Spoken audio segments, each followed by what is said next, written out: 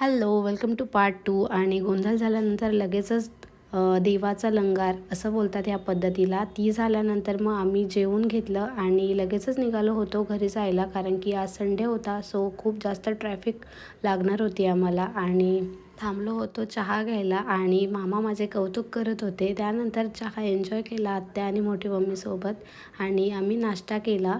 नाश्ता करून झाल्यानंतर खूप जास्त ट्रॅव्हल केलं आम्ही आणि पोचलो होतो फायनली आम्ही घरी.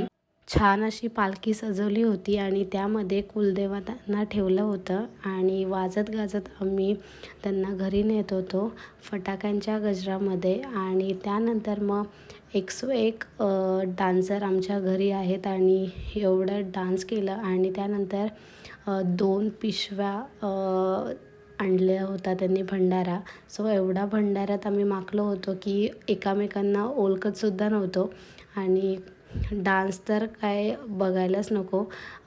पूर्ण गावामध्ये पालखी फिरत होती आणि आमचा डान्स चालू होता आणि काकांनी घेतली होती मला उचलून आणि मी पण काय ऐकत नव्हते डान्स करायला.